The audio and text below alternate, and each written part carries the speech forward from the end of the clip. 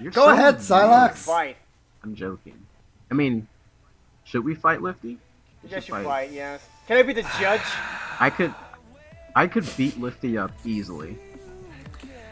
It's gonna be like that one scene in Zoolander, I think, Oh god. where David Bowie just comes out of nowhere. And it's like, I'll be the judge of that. Crash is just like, I'll be the judge of that. Oh my god.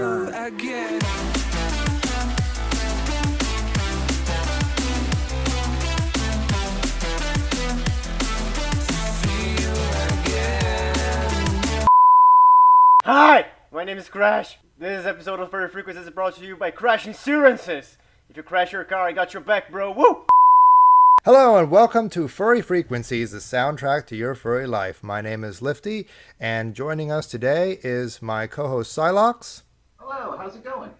And filling in for Sharky this week is our special guest, Crash Azarel. Go ahead and say something there, Crash. Hi, I'm Crash Azarel. Nice to meet you. Great. And I'm glad that I got it right on the first try.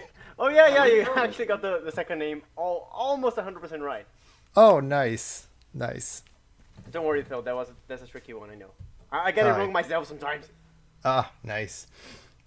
So this week, it's our post-Anthrocon episode. We're all back from Anthrocon. We're kind of just mulling about after having all that fun over in Pittsburgh.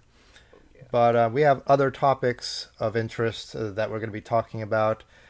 First and foremost, Fur Affinity has been down for 27 hours as of the recording of this podcast here on Wednesday night, which is... I don't know what to say about that. It's quite a long time. Yeah, 27 hours. I suspect that's a record, but I'm not actually sure. I'd have to look that up. And we also want to, of course, interview our special guest, Crash, and talk about the Converse Ad campaign that he was a part of, along with some suitors. Oh my god, interview of you popular now. Yes. Oh well, my. you've always been. You are popular. I'm not.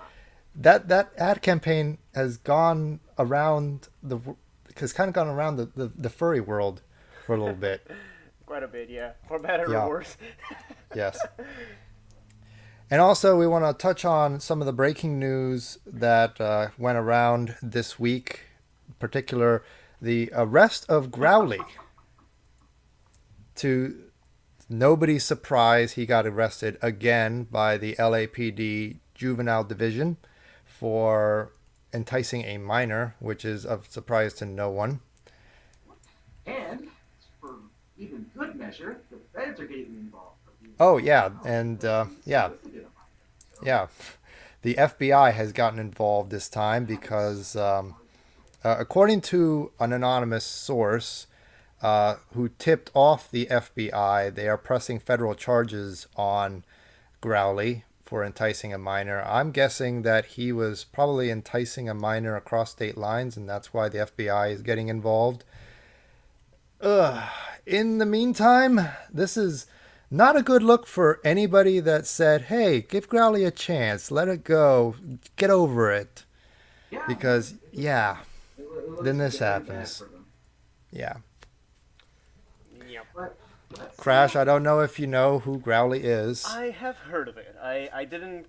I don't really keep much track of that stuff because I have a very busy life, right? And I don't spend too much time on Twitter. Even though I am very active there and posting stuff, I don't keep much track of anything else.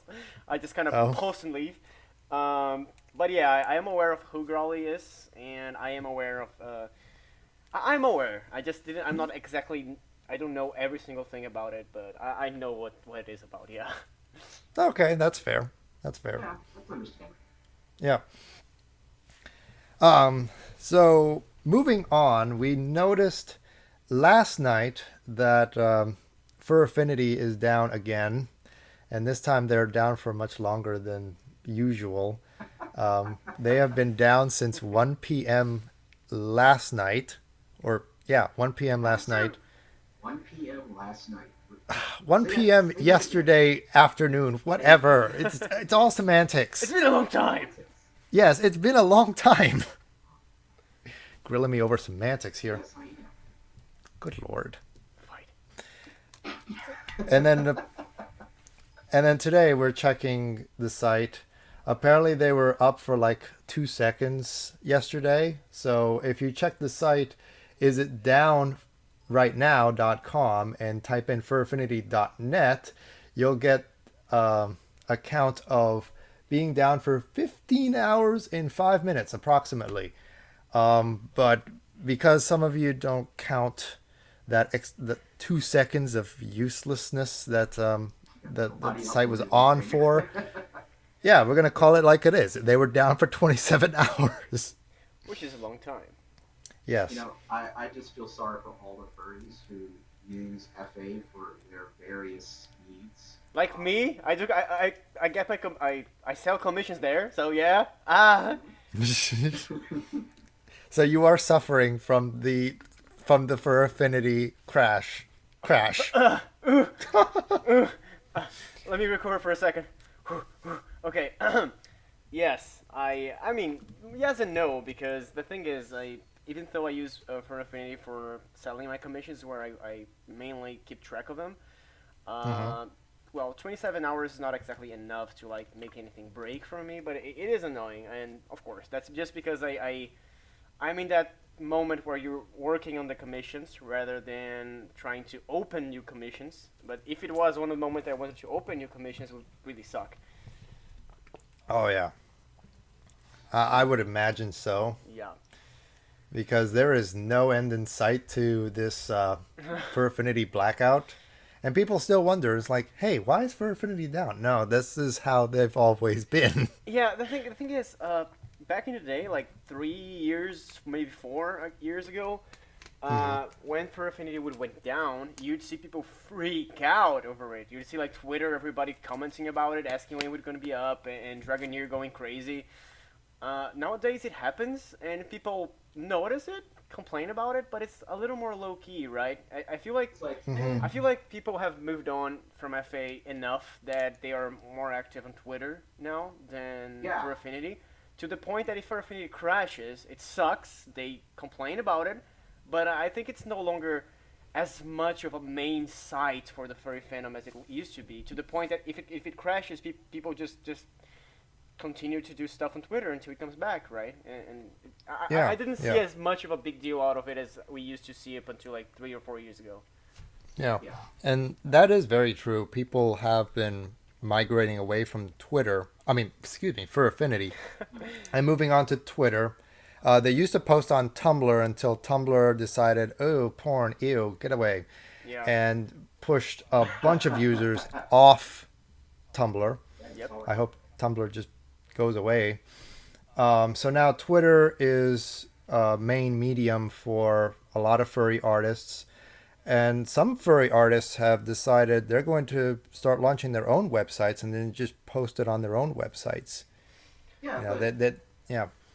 I think even then, I still think that FA, at the end of the day, FA is the most viable and recognizable source for furry art, media, or what have you. And it's not going anywhere.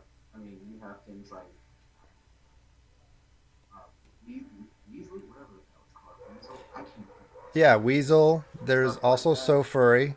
Yeah, I mean, And do people still use Sheezy art? I think they do.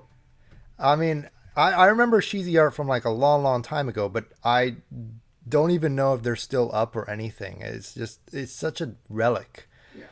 But I mean, And until you get like the bigger, more established artists going over to those sites in droves, that thing's not going anywhere. yeah, It's just gonna stay there, yeah. do its own thing. Well, I think I finally feel a little bit better about not putting an ad and paying for an ad to be placed on Fur Affinity, because guess what? Nobody will see it.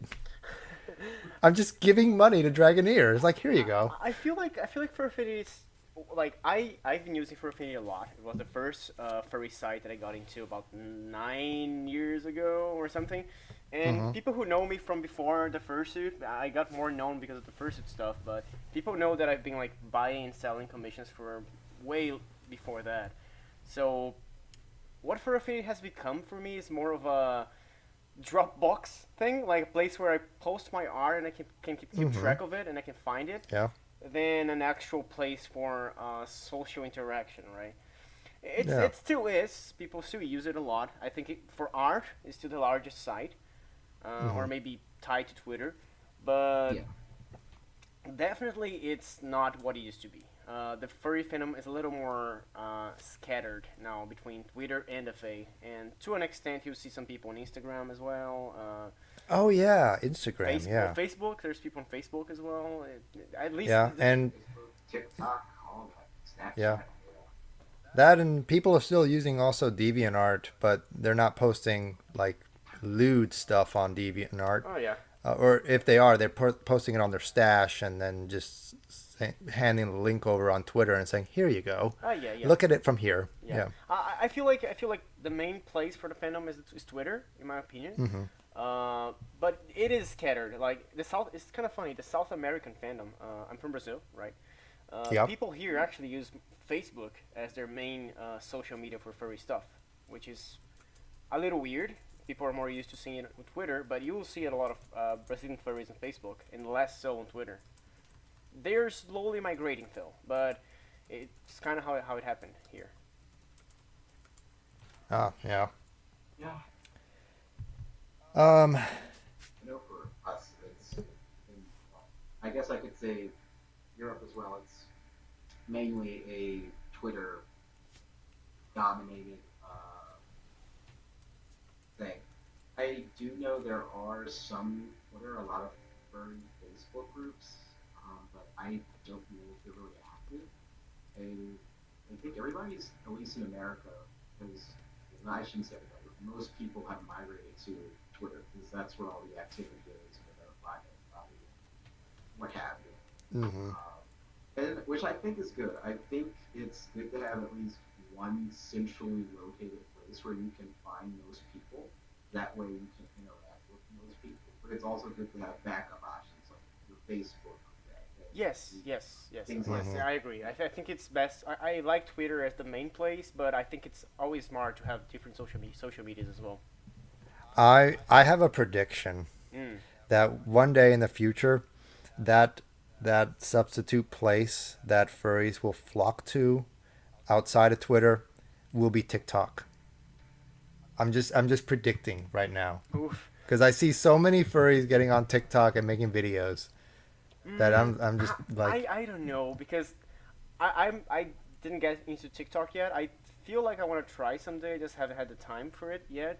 hmm But I have the impression that TikTok is it's more like Vine, right? It's more about like videos. It's very specific to something. I feel like furries would want something that is more. You can actually do a little bit of everything. Like Twitter, you can post pictures, you can make hmm videos, you can chat with people, you can send comments, you can like, retweet. I think people would like something that you can kind of do a lot of different stuff there, to be yeah, their second hideout. Let's put it that way. hmm But yeah, maybe. yeah, I feel like someday I would try a little bit of TikTok. I haven't much. yeah. I want to try TikTok just because of all the meme material that I can probably create. It's just a matter of getting the camera to sit still and get myself in fursuit and perform in Coming front of up it. with ideas. Yeah. So Alex, you have a TikTok, right? So yeah, I do have a TikTok. God, I posted 2 videos on my TikTok so far. Not really. I don't think anybody's looked at them. I'm still trying to get a feel on how the website works, but all in all, I do like the concept of TikTok, and I hmm think when it comes to the furry fandom using it, I think it definitely has a future. Yeah. Yeah. Totally. And um, moving on, I guess we probably want to get started by of just letting our special guest introduce himself to our listeners and and just talk a little bit about yourself, Crash, if you want to share some time for about you. All right, sir. Okay. My name is Crash. I am Crash Azarel, if you will. I am a furry. Oh, I'm a wolf. I've been in the fandom for about 9 years now. I'd say maybe 10 years. 10 years probably. God, I'm old. Uh, I've been in the fandom for about 10 years now. I'm 25 today, to this date. I am from Brazil. Mm-hmm. So my English might have a hint of an accent. I apologize for that if it makes me a little harder to understand. I am an artist. I draw. I am a person who buys a lot of commissions, ones of which I will not describe. And I'm also a fursuiter who makes videos and takes silly pictures and posts them on Twitter or Facebook or whatever. And also YouTube. Yeah, I am also do YouTube. So I'm a bit of a jack of all trades, probably master of none because I suck. But Aw. that's pretty much me. Became more known for my fursuiting stuff, and that's it. I am. That's it. Yeah, yeah. That's Crash. Yeah. That sounds right. Okay. Nice, nice. Oh, you're fine. Yeah. Yeah, So- you don't suck. I mean, Oh. you have more followers on Twitter than both of us combined. Oh my God, I'm Puppy Fur. Enjoy it. Embrace it. Oh my. Oh my. No. Oh yeah, I'm also the guy Live it. who took part in the famous or infamous Converse All Stars advertisement on the past days, and which has been controversial for the fandom. Ah, it controversial. Oh yeah, not everybody liked it. Ah, well, I mean, I personally liked it. I thought it was really cool. Yeah, yeah. I The majority of thought it people was did great. like it, but there was some people that got angry about it because they thought, well, it's a very long, and complex subject. If you guys, I don't know if you guys think I should start talking about it now, or we should move to the subject later. I mean, we can. Yeah, totally. Yeah. Okay. Oh, So about the All Stars Converse AD, I made an announcement on my Twitter and fixed it there. So if anyone reading this wants to know everything I have to say about it, they can go and look it up on my Twitter. It should be Mhm. there. My Twitter is Crash underline Azarel. You might have to actually press enter to find me because I think I'm shadow banned on Twitter, as most furries get at some point in their lives. But yeah, you can find pretty much everything you need to know about it there. But I'll talk about it here as well, just for the sake of entertainment and for the sake of, well, talking about it. The advertisement is a worldwide advertisement made by Converse AD. Converse All Stars is the shoewear brand. They are not. It's not. First thing that people got wrong is thinking that the advertisement is about furries. It's not really about furries per se. It's more about subcultures in general. What they did is like different all stars from different countries. They had to pick a subculture from their country to represent all stars there. Brazil picked furries, and other countries had other people doing other sorts of photo shootings. You had LARPers, bikers, skateboarders, snowboarding, metal people, metalheads, whatever. People from different subcultures, right? So it's not about furries. Furries are just one of the half a dozen or dozen different subcultures that got featured by the advertisement. Wow. With that said, it is a worldwide campaign, so there should be pictures of me as well as other fursuiters that had been in the photo shootings everywhere around the world. So far, I think they only released on South America and Australia, but I am pretty sure they're going to be releasing on Europe and North America as well. Maybe Africa, I'm not 100% sure. But yeah, it should be everywhere. Wow. Because it is I won't say a big deal, but because it is a worldwide exposition of the fandom to an extent, there was some controversies about on Twitter. Most people thought it was cool and good exposure for the fandom, since it's a very family friendly exposure. It's just people in fursuits playing bowling, right? So it's not exactly something that, well, most people would see as, oh, this is a bad outlook on the fandom, that and this.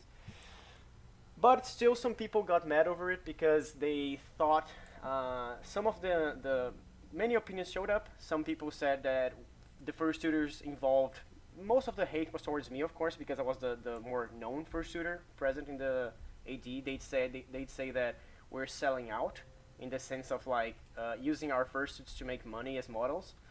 Um, Oh. some other people argued that the problem was because All Stars is a big corporation, is a big brand, and because of that, we were relating the furry fandom with capitalism and relating it to big corporations, and they would sink their claws in the fandom through that in order to make a market out of the fandom.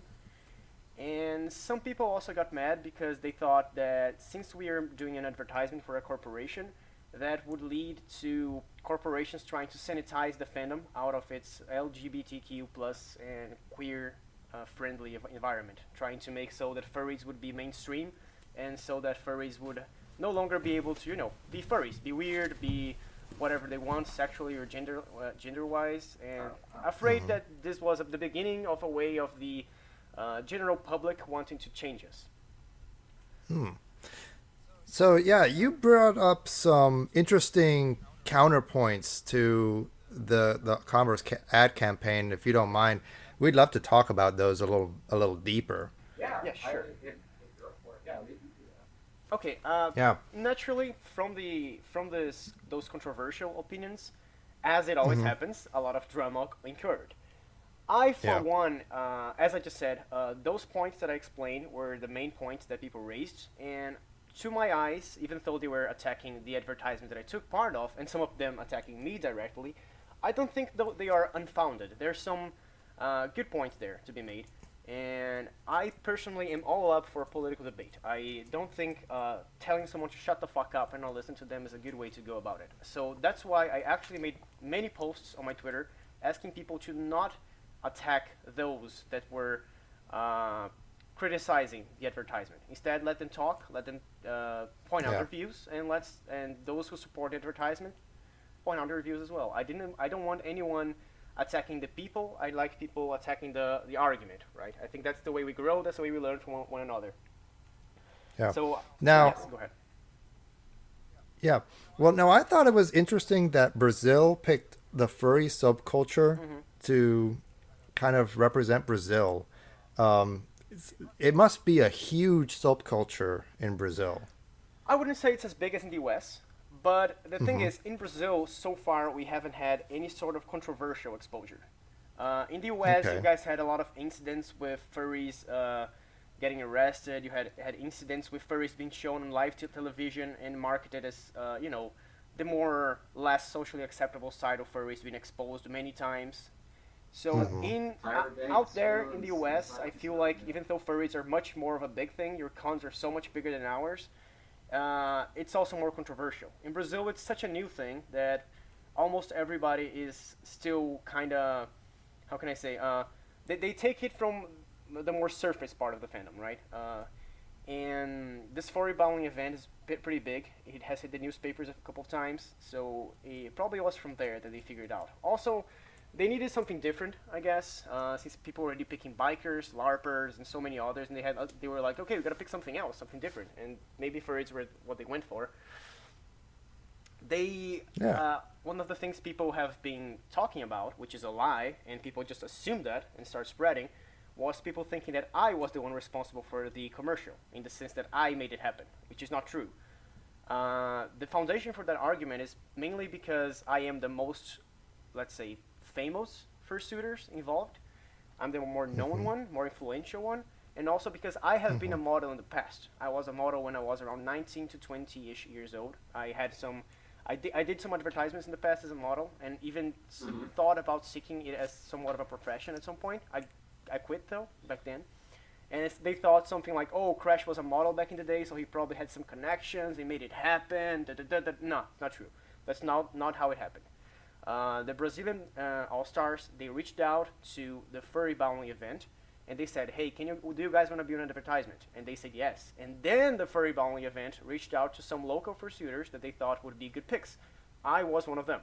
That's how it happened. They didn't reach out directly to me at any point, nor was I some sort of the star of the commercial. I was just one of the people Wow. involved. Wow. That's like that's like a lightning in a bottle moment. That Can you really imagine? is, yeah. Yeah, can you imagine? Silox, take note. Can you imagine one of the Maryland fur bowls just like attracting some bigwig from some corporation and it's like, "Hi, can we photograph your fursuits for a some commercial?" Yeah, no, that would actually be pretty surreal. It is pretty I surreal, yeah. don't know how I would act actually react to that. Yeah.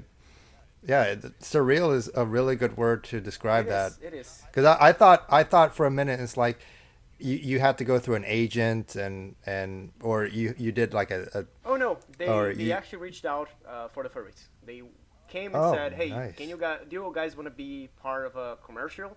And from there, the staff from the furry bowling event was like, "Sure, we're gonna find some very good furries that can take pictures." I was one of them. Um, so yeah, the first thing that people have been getting wrong is thinking that somehow I was the main head behind the whole idea, which is not true. I was just one of the many people that got invited. Not many, like 6 or 7 people, but I was one of them. Uh-huh. But because I am the more popular one, I end up being kind of like the one who gets the support and the one who gets the flag for it. Either way, in regards of the criticism that the AD has received, which has been a minority, I would say I have received way more positive comments and support for the AD than negative ones. But there was negative ones, and I feel like there was something that I had to address on my announcement, and Mm-hmm. I'll address the points here as well, if you guys will have me. Um, Yeah, feel free. about the thing of corporations sinking their claws into the furry market. Most people were afraid that if furry would become mainstream, we would be before we know, we would have something like Walmart selling fursuits or artists getting hired by big corporations and no longer being able to do the artwork that they want to do, that kind of stuff, right? Mm-hmm. And corporations just exploiting the furry merchant. I Yeah. think it's a good point. It's a good concern, but I don't think it's probable or I think it's a little overreacting. The main reason for that is, from what I understand of business, this is not a very good business approach. Allowing your company, a big one, to relate itself to furries, it's especially in the U.S. where furries are very controversial and people know a little more about them. It's not a very good way to go. I think furries are already mainstream in the sense that people already know about us. We have you ever been to a big con? If you did, you know that every Mm-hmm. single Yeah. big con is like 10,000, 7,000, 6,000 people big. That Yep. calls a lot of attention. We've had furries on big television shows being shown poorly, actually. We've had it on BBC, Yep. we've had on the largest television ever. We've had furries being shown on newspapers. They reach the newspapers and television pretty much every single big con on the local television. They pop out on the news. So, and we've had advertisements like this way many times. So this is not the first time this happens. Also, we've been to Guinness Book even. So my point is, if you think the furry fandom is still this secret little group that nobody knows of, gosh, I don't think so. I think the corporations, the markets, they already know of us, and they are very aware They of how do. much money goes inside here. They know that we bring 70 million, $100 million to Pittsburgh or Chicago every time we make a big convention there. They're very Mm-hmm. aware how big we are and how much money They goes have to around. be. Yeah. Yeah. And the reason they haven't sunk their claws into our market is because they don't wanna. They make a lot more profit making furry friendly content that we will purchase without having to relate themselves to our name and having to deal with our controversies. It's much more profitable for Disney to make stuff like Zootopia that we will buy a lot into it. We will buy a lot of Zootopia merchandise. We'll watch the movies a lot because we're furries. Then they just go out and say, okay, we're furries now. Let's make furry stuff for you guys. They're not going to do that because Yeah. it's not as profitable for them for making something that can be bought both by furries and non-furries, such as Zootopia, Agretsuko, and so many other shows and merchandise that is furry friendly, but it's not part of the fandom. That's why I don't think the fandom is in risk of big corporations taking over because they know it's not worth it. They make more money not becoming furry, but still making furry friendly stuff. Pokemon, for example, Digimon, all of these stuff is furry friendly, and furries will buy a lot into it without them having to label themselves as a furry friendly corporation. Yeah. And you made some really great points, and I kind of want to touch on some of those because nowadays corporations, of course, are noticing the furry subculture. It's big. Everybody is starting to take notice that there is a huge subculture that corporations can possibly market to. Look at Pittsburgh. You have almost half of Pittsburgh just flocking to downtown to watch this parade and the fursuit Exactly. parade. Oh yeah. And they love us. We Yeah, bring so much money to that city every single Oh year. yeah. They're glad to have us back. Yes, yes, yeah, yes. And just to quickly touch on the whole issue with uh, big corporations, I mean, they have no first of all, they have no need to even get involved with us. I mean, I don't know why people assume that corporations want to desanitize the furry fandom, get involved with it, or uh, try and get us to sell out. I mean, as you said, they already have more profitable ventures like Zootopia and Agretsuko and stuff like Pokemon. So I just hmm think it's more of people seeing furries in popular media or doing commercials or what have you and getting scared, being afraid that, oh, here comes the big bad corporations, they're going to take us over. Yes, And that's I not yeah, the yes, case. I think it's a lot of kind of a paranoia going on. Like people are getting. I yeah, understand them. I understand it's easy to get scared when this little safe haven of yours gets threatened by something from outside. But I think it's hmm a bit of an overreaction. I think they have a good point, and it's not unfounded.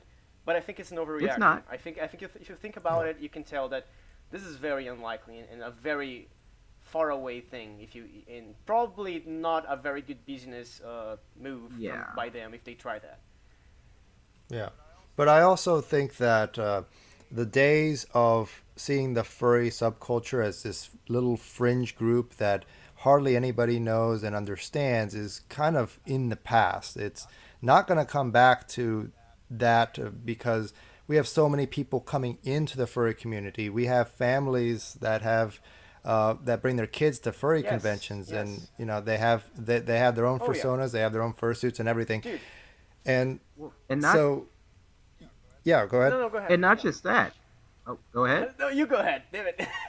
No, I was gonna say, and no, and not just that. I mean, furries. We want to talk about being insular. We put ourselves out there. I mean, we're on YouTube. We're out in the streets. Taking photos. We're out in the streets marching in parades. I mean, Yeah, Yeah, if you want to look at it, we kind of brought this on yeah, ourselves. I yeah, mean, nobody told us we had to get on YouTube or we had to make TikToks. yeah, We yeah, did it for yeah, ourselves, and so we reap what you sow.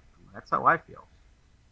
yeah. yeah, I feel like my opinion is the fandom will keep growing and exposure is inevitable. If I didn't do this AD, if I didn't take part in it, someone else would. Conventions will get only bigger and bigger. We have MFF at 11,000, Anthrocon is almost 10,000. We have so many cons in the US now. We have like 5 or 6 that are plus 5,000 people, right? It's so yeah, many people. It only grows, only grows. Once was, oh my god, you have 10k followers, you're popular. Nowadays you have 20, 30, 40, 50. It's people are the fandom is getting bigger and bigger. Exposure is inevitable, in my opinion. As hmm internet, absolutely. and so one of the things people got concerned was saying like, furries don't need exposure. We don't need exposure. Why have the fandom being exposed? Well, it's gonna happen anyway. It happens every con. Every con reaches newspapers and TV shows. Exposure is inevitable. Why I did the AD. One of the two reasons I did the AD is because I thought it was good exposure. I feel like if you're gonna expose ourselves, it's best if we do showing the different sides of the fandom. We have had exposure about our fetishes, about our kinks, about the crimes that have happened by having caused by furries. Have Yep. had exposure being called zoophiles, pedophiles, all sorts of bad stuff. Why can't we also have exposures being just fursuiters playing bowling? Yeah, So, okay, some people will say, well, this is not representing the fandom as a whole. Not all of the fandom are just innocent fursuiters. Yeah, well, no, but also not all of the fandom are into a lot of kinks. So if you have exposure towards one side, you can have exposures about the other side as well. You can't have ever exposure of the fandom that represents it as a whole because it's too multifaceted. Like we have too many faces on the fandom. It's impossible for you to have some representation of the fandom or some exposure that perfectly delivers a good representation for everything fandom is about. No, you have furries that are very clean, some that are more into the stuff. We have furries that are Yeah. just fursuiters and don't like art. We have furries that are all about the art. We have singers, performers, stand-up comedy. We have all sorts of people. So if we're gonna get exposed, let's expose different parts of it. The AD doesn't represent the fandom as a whole, but it represents some of it, right? And we've have had all sorts of exposures by now. So I feel like of all sorts of exposures we can deliver, I feel like the AD wasn't a bad one, in my opinion. It's really just No. fursuiters Yeah. playing I, Goblin. I Yeah. think it's actually. I think it's a very tasteful. It's a very wide-reaching way to reach out to other people across the world. That hey, furries aren't this weird subculture of people who may or may not engage in sexual activities. I think it shows us in a very positive and different light. Actually, Yeah. I think what you did with the ad was this is gonna sound kind of Renoir, but revolutionary. I don't think I've ever seen furries in an ad like that before. And so I think it really sets us up for the future to be painted in a much more positive light going forward. Thank you. I. Oh, And sorry. yeah, and if I just want to add this, as Pittsburgh proves every year with Anthrocon, the only way we're going to be seen in a positive light in the greater general population is through more exposure. I'm pretty sure when Anthrocon first started out in Pittsburgh, everybody was like, "Ew, what's this? What's going on here?" Everybody was weirded out. But over time, Yeah. people grew to love Oh Anthrocon yeah, and everybody that comes to dude. it.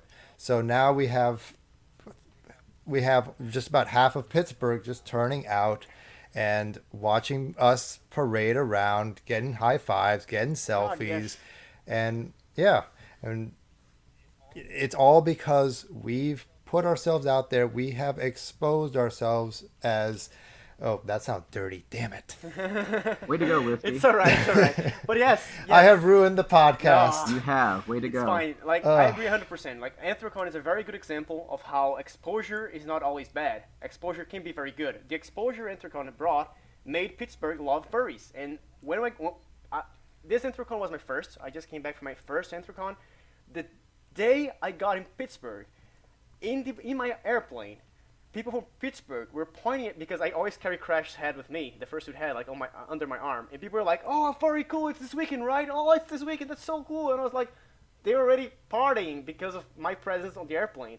And when I got out of the airplane, I took a selfie of mine with the big T-Rex thing that they have on Pittsburgh's airport, and I yeah, tweeted yeah. it. And fucking Pittsburgh Airport retweeted my thing and said, "Welcome to Anthrocon and Pittsburgh Crash. Hope you have fun here." I was like, "What? The airport is retweeting my stuff." Yeah, no, the city goes wild when we go there. I mean, not only do we bring so much money to their coffers, we bring so much enjoyment to the families, the businessmen, just the random people on the street. We bring so much joy to them. And it's such a, and this is going to sound messed up, it's such a sanitized environment that it sort of paints us in a good light. And I think that's where Adafrocon gets it right. The way it's set up is that it paints furries in such a positive way that the outside audience can see us as, oh, okay, these people aren't weird. They're just people who love to dress up as animals who want to have fun, Yep. you know? So I think that positive exposure, like we've all been talking about, is definitely what this fandom needs more of. We shouldn't be so afraid to get on camera if it means doing something different, but if it means doing something totally out of the ordinary, but only if it's positive. Some people, I, some people like they want the furry fandom to stay weird and to still be seen as something very weird and kinky and awkward because they think that's the way to keep mainstream out of us. Well, yeah, well, the thing is, when you get kicked out of home or when you lose your job, because of that image we have. As soon as your boss finds out you're a furry, that's when it's no longer cool, right? To be the weird Yeah. little group. I got kicked out of home for being a furry when I was 15 years old. Oh. I came back. I have managed to get in touch with my family again, and I'm back with them. But for a while, the furry fandom's image, for me, was a big problem. I'm not the only one. People have lost their jobs because they're furries. They had issues. They have lost friends because they're furries. And a lot of that is because of the bad exposure we've had. When I say bad, I'm not saying that the kinky part of ours is bad. I'm just saying that it's bad for the public eye. For us, of course, not It bad. is. I have nothing against people's fetishes or kinks or whatever. It's just that if we keep the bad image we have for the sake of not getting mainstream, we'll just never get over the fact that we have to hide that we're furries. We'll forever have to be that group that, oh my god, if my boss finds out I'm a furry, I'm screwed. He's gonna just kick me out and I'll lose my job. Dude, that's not cool. Yeah, it's Yeah. not. And that's really heartbreaking that you got kicked out at 15 for being a furry. I mean, we have a lot of we have a lot of we have a lot of people in the furry community that have been ostracized from their families because they come out as gay, and Yeah. you know, just hearing that from you, it's It's Oh, it's boy. alright. It's a long time ago, and well, my family still hates that I'm furry and my sexuality as well, along with it. But it's something that I have. I'm not gonna say it's not something that no longer pains me, but it's something that definitely I've come more to terms with. And when I did the AD, the advertisement, I was super fucking scared because I know that there's a good chance of my family at some point seeing it on the streets, and they know what my fursuit looks like. And if that happens, I know that the drama's gonna come back crashing down at me again. But nonetheless, I did it just because I thought it was good exposure, and I was like, well, it's worth it. Fuck it. And I'm not gonna lie too. Yeah. I'm not gonna play the saint here and just say, oh, I did it for the sake of the fandom. I'm such a hero. No, hell, they were paying us to dress up and do the thing we love the most. We got paid to dress up in fursuits and have a lot of fun. I did that. I did for that as well because, well, if they offer you something like that and you think it's a good idea and good exposure, you do it, and I did. yeah. Yep. Yeah. And you know, that's the dream everyone has, to get paid doing what you Oh, yeah. love. Yeah. And of course, you love fursuiting. You love being a fursuit, or excuse me, you love being a furry. Yes, definitely. Yes, you love being a fursuit of yourself. Yes. Love being a persona. Ooh, Wiki. Way to go. Can I be your persona?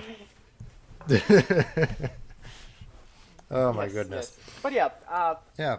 I think the whole point is I don't think the criticism that some people gave the advertisement, I don't think it's unfounded, and that's why I asked people to not attack the people that were criticizing the support. Don't call them snowflakes. Don't send them hate messages. They were right. They were expressing their opinion, and that's fine. I think we all can grow from it. There's also a lot of worry about from the LGBTQ plus group of the fandom that they thought that the corporations would try to sanitize us, and I understand that fear, but I think it comes down to what I just said before. I think it's cheaper and more profitable for them to not sanitize us and not become furry and still sell us stuff by not directly furry merchandise, then they make the huge effort and the huge drama that would be trying to sanitize the fandom somehow.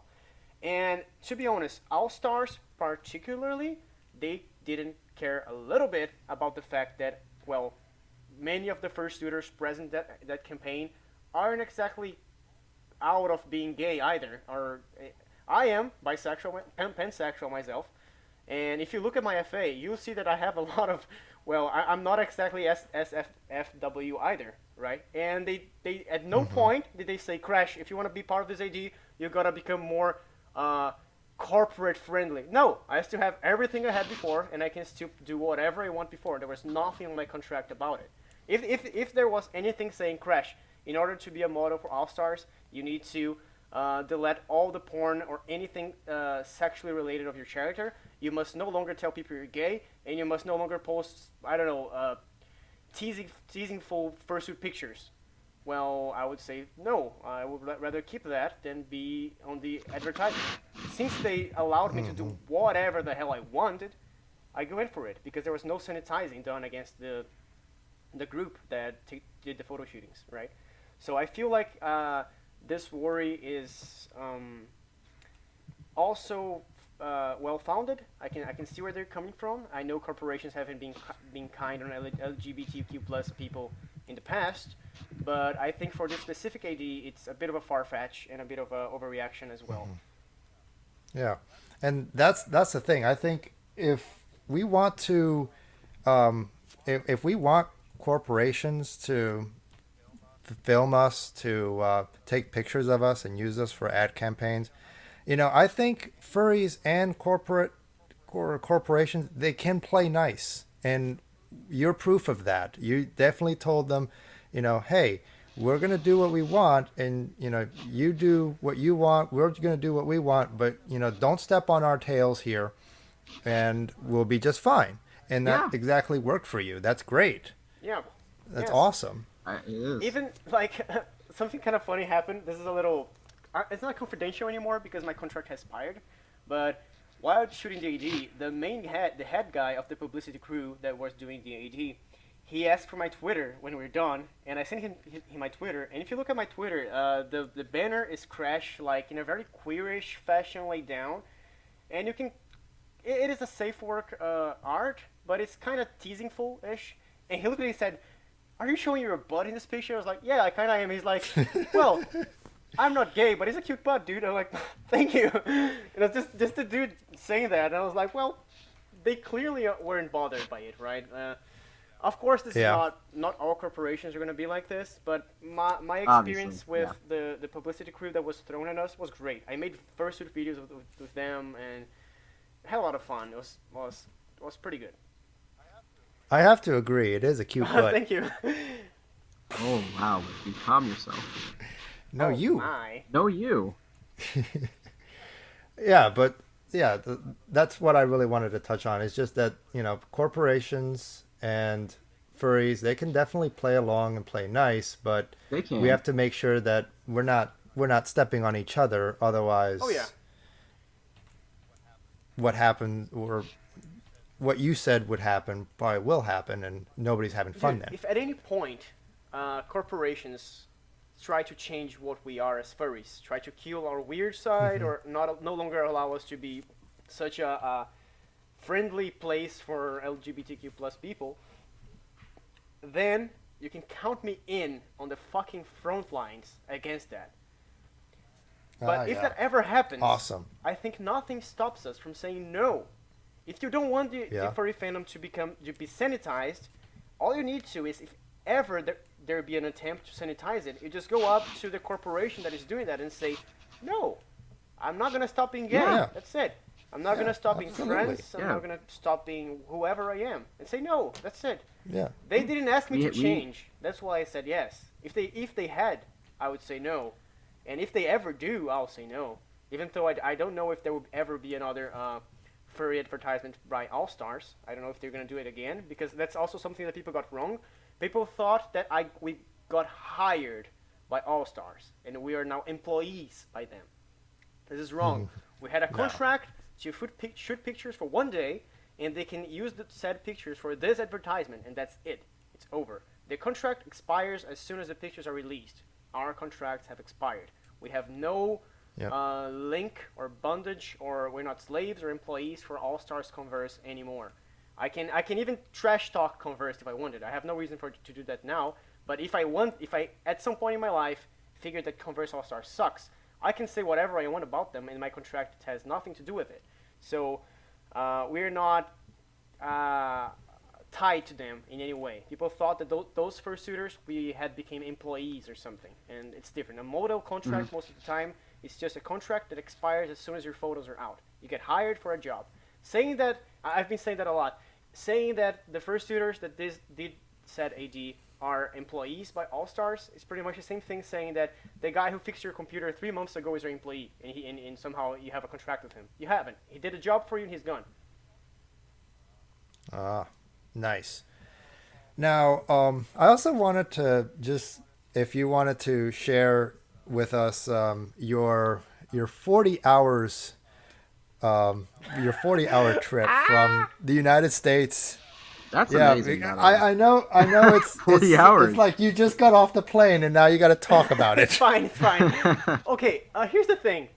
I live in Brazil, and within Brazil, I live in a city called Salvador. Salvador is a big city. It's 4 million people. It's very large, but our airport sucks. Sucks so much. It's awful. Sorry, I got freaky over it. It's a very small airport, and we have very little line connections. Pretty much only national connections. That's where the first problem comes in, because I can't get a straight flight to the West. I gotta fly somewhere else, and from there go to the US.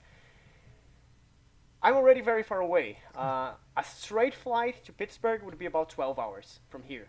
But there are no straight flights to Pittsburgh from here. So what I had to do is, on my way back here, I took a flight from Raleigh, because I was first at Raleigh. I was at Uncle Kage's place. I was his guest for the wine stream. And I took a flight from Raleigh to Washington, and then from Washington to the city of Panama, which is right in between South America and North America. And from there, I had a flight to my city. The thing is, all of that was 1 hour and a half flight, which was to Washington, 1 6 hours long flight to Panama City, and a 7.5 hours flight to my city. Since I'm not going a straight line, I'm kind of zigzagging my way back to Brazil. That's why it takes so much more. But then you have like 7 plus 6 plus 2 hours of flighting. You only on flying, you already have there about, I don't know, 15 hours, right? And then in between each flight, I had like some 6 or 7 hours of waiting at the airport. So when I say it was a 40 hours trip, it's because I had about 15 to almost 20 hours flying, plus more 20 hours waiting in airports. Oh my god. Which is Damn. Yeah, ridiculous. That's, oh my god. Yeah, No, it's very ridiculous. I noticed on your Twitter you were certainly trash talking Copa Yes, Airlines, and I'm yes. like, oh my I goodness, trash-talked them this so makes me much. sad. Uh, This makes me so sad. Last time I flew Copa was 1995, and Gosh. it's like, and you just like completely turn them into the Spirit Airlines of Latin America. It's like, oh my God, no! Gosh. This is my homeland's airline. This is what made me love no, flying. fuck them. They were awful. Okay. Maybe they're good, and I don't know, because I had only one experience with them. That was the only time I flew with them. But compared to my other international flights I've had, they were definitely below average. If you allow Oh, me to God. name the things that bother me, I shall. Yeah, So, go ahead. Go First ahead. of all, for what it. Copa Airlines does with my country versus the US is, here's the deal. You have different types of planes, right? You have the big ones, the ones with televisions, a lot of entertainment, good chairs, good space, usually 3 lanes, like 4 chairs in the middle, 3 on each side, or something like that. Those are the big international planes. Usually, if you're going from my city, from Brazil to Europe or the US, you usually have those, and those are good. You have a 12-hour flight, an 11-hour flight, but you have very good, comfortable chairs, good television, you can sleep. It's nice. The planes are big, so they don't rattle as much. They're also safer. But those planes are more expensive. The more cheap planes are those very, very tiny ones that you can make a very short flight, a very short 1 or 2 hours flight with. Those are cheaper. But those have a limit of how far you can go with them. Since Panama is right in the middle between Brazil and the US, they get away with just the bare limit of how far you can travel with such a small plane. So you're making 6 or 7 hour flights with planes that are less than comfortable. Oh my You god. have Oh, very yeah. tight planes, most of them very, very old models. None of the 4 or 5 planes I took with Copa Airlines had any sort of entertainment, no television, no radio, no televisions on top of the roof, nothing. Just a chair, sit there, endure 7 hours of flight. And those planes, if they get any sort of bad wind, they rattle a lot more, so it's a little harder to sleep. The chairs were very old, so not exactly what you would want on a big, long international flight. You have those very, very old and small planes going. And they are legal and safe because Copa Airlines is right on the middle, but you're pretty much going just about as far as you can with those. So that's the first thing that kind of sucked. The planes weren't exactly good.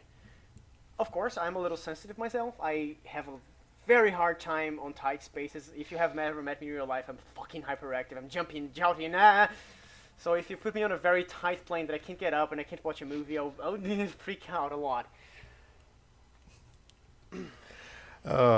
It reminds me of a certain airline that I just flew about a month ago. Do not name it. Okay, I'll say the one good thing about it. Okay, what is it? They gave me a stroopwafel. Yes.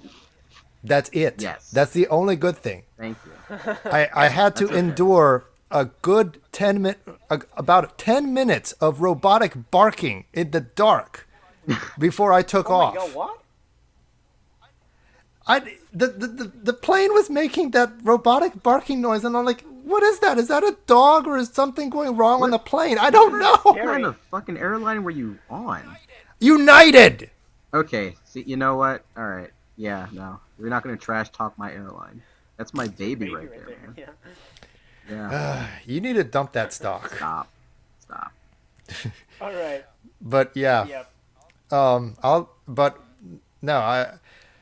It's really makes me sad to see Copa Airlines like really just Drop be the ball. so shitty now compared to how it was in '95 when it was like really classy and it's just like, wow, I flew the last in 1995 and now I see this and it's like, oh wow, they didn't They change did a very since then. good job on being on time. I didn't have any delay on my flights, so this was all right. And all of them got on the right moment. So they did a good job on that. It's just the planes. It's cheaper, but you're paying what you're getting. You're getting what you pay for. You do get worse planes and less entertainment, etc. Another thing that bothered me was there was. Okay, I'm from Brazil. I speak Portuguese. A very tiny bit of Spanish, and as you can tell, some English. Yep. Enough for proper communication, at least. There was not a single person, neither at the airports, nor in my planes, nor the pilot, nor the people that work, the staff, the crew of the plane, that knew proper English. Like, they all either didn't know anything at all, or they knew the almost impossible to understand English. And That's they bizarre didn't even to me. bother, like, it was so bad that most of the announcements they were making when calling out, they didn't even repeat into language. They just speak it out in Spanish very loud, and if you understood, you did. If they wouldn't repeat in English at all. They had no one there to do that when calling out for the lines. I understood because I knew Spanish, but I was pissed because I was like, well, what if someone here doesn't know Portuguese or Spanish? They won't even understand what you're saying. You see the lines for me, but they're announcing people's names. They're announcing who to get in line first, and they only do once in Spanish, and it's over. If you don't know Spanish, fuck it. What's your problem? I was like, well, this is kind of shitty. Well, Yeah. yeah, that's really shitty. Especially, see, I'm Panamanian, and my family is from Panama, and we've always. It's been a big thing recently in Panama to be bilingual, mostly because when it comes to business, it helps and it pays to know English and Spanish. So much so that they're teaching in elementary schools, they're teaching English, and for an airline that actually has a lot of connections between Latin America and the U.S. In the West, it's bizarre that they're not bilingual. Yes, like that. I was going crazy. It's if I can say this, it's anti-Panamanian for them to be for them to be so stuck into Spanish and do everything in Spanish. It's so anti-Panamanian in my view. The people who could talk English had very bad ones. The kind that you need to ask them to repeat like 2 or 3 times, and still then you're not 100% sure you got everything through. So I was like, holy shit, what am I doing here? And I was already so stressed out from like so many hours of flying, so many hours of waiting, and I was like... That sounds like a nightmare. That does sound I just want to be home. You know? It was very frustrating. That's why I was shit-talking so much on Twitter. I was like, I hate this. I hate you. I had everything. Let me go. Well, thank you so much for for sharing, and we're glad that, of course, you went through all that to come up here, to come up to Pittsburgh and spend an awesome weekend with us and everybody, or the greater furry community. We really appreciate that you came up all this way to spend the weekend in Pittsburgh. So much fun though. It was so fucking worth it. It was the best thing ever. Yes. I have no regrets. I totally agree. I'd take 40 hours of Anthrocon trip was again awesome. if I had to. Yeah. Was this your first Yes, Anthrocon, my by the way? first Anthrocon. Yeah. Oh, awesome. Was this your first US No, con? it was my second. My first one was MFF Okay. last year. Oh, awesome. nice. Yeah. Nice. Yeah. But yeah, I mean, it was awesome to see you. It was actually quite a surprise because I knew you were from Brazil, and it was a surprise to see you just chilling out in the zoo. And it's like, oh, okay, I got to talk to you and hug you and all that. Thank you. So yeah. But yeah, thank you for coming to Pittsburgh to spend that weekend with us. Gosh, and with the furry community, The of pleasure course. was mine. And 100%. yeah. And also, we'd like to thank you for coming on our podcast, especially really- under short notice. It really does mean a lot that you did dedicate a portion of your time after enduring such a long flight to come hang out and just shoot the shit with us. I have a So, thing. Yeah, like, absolutely. if I'm you. already powering through my tiredness, and there's something fun with cool people like you guys that I can do and hang out and talk about. I'm like, well, this is gonna be fun. Thank Let's you. do it, yeah! And I'm probably gonna die shortly after, Yeah. but whatever. Oh, my goodness.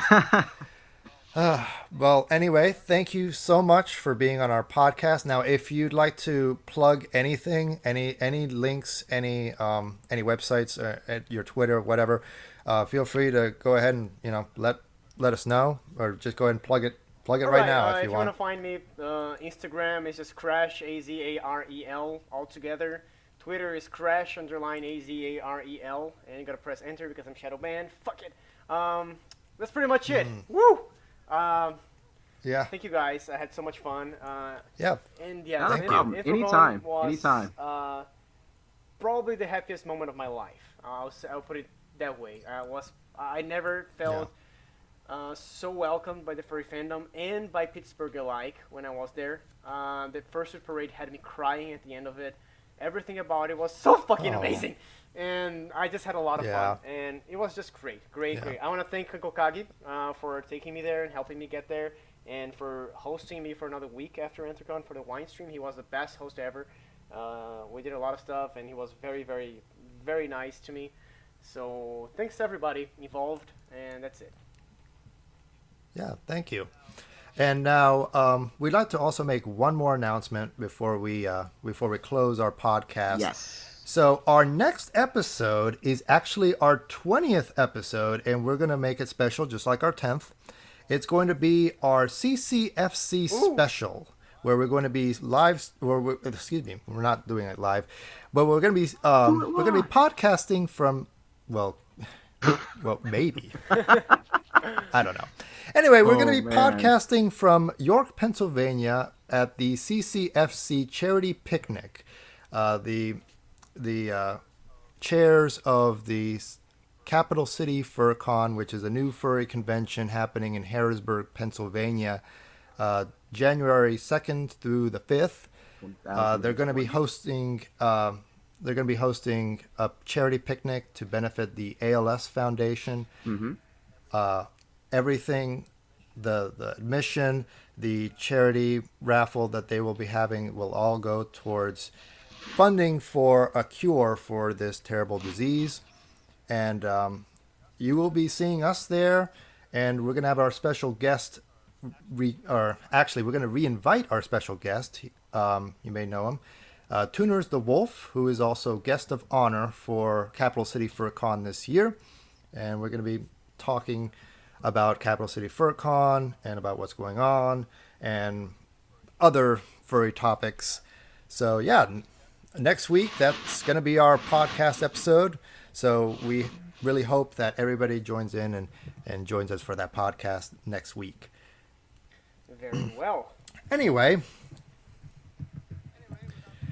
without further ado, this has been Furry Frequencies signing off with Lifty. And Psylocke. And our special Crash! guest. Woo! It's me! Okay, that was overexcited. I'm probably having a sugar rush. I'm gonna crash soon. Woo! Oh, nice. Anyway, if you like what you're hearing, feel free to follow us on Twitter at Furry Frequency. And we will be getting new channels for our podcast up soon. In the meantime, just stay tuned on our YouTube channel and click the subscribe button to make sure that you are watching our latest podcasts right as they happen. Anyway, from all of us here at Furry Frequencies, we'd like to wish you a good night. And good night, Arlington Good County. night! Thank you. Woo! Good Crash, night. is there... Wow. Oh, go ahead. Way to interrupt me, Lifty. You're Go so ahead, mean. Psylocke. Fight. I'm joking. I mean, should we fight Lifty? You guys should fight, yes. Can I be the judge? I could beat Lifty up easily. It's going to be like that one scene in Zoolander, I think, Oh, God. where David Bowie just comes out of nowhere and it's like, I'll be the judge of that. Crash is just like, I'll be the judge of that. Oh my God. I would sell tickets to that fight, and I guarantee Lifty, I would beat you in like 5 rounds without it. No, it's a fashion fight. Fashion fight. Fashion? Ooh, Oh, I'd lose I like instantly. it. Yeah, I'd lose. Yeah, exactly. I'd lose that Oh instantly. no. Yeah. I have no fashion Ooh. sense. Anyway, if you guys want to plug a place and say goodnight. All right. Good night, everybody. I love you all, and thank you for having me. You guys are awesome. It was very, very fun talking. Awesome. And if you guys ever want me to do this again, I shall. Awesome. Awesome. We'll keep in touch. Big hugs. I Yeah, will go thank die you, on my and bed. have a great Bye-bye. night. Have a good night, Baltimore, Maryland. Woo! Good night, Good Arlington. night, Brazil.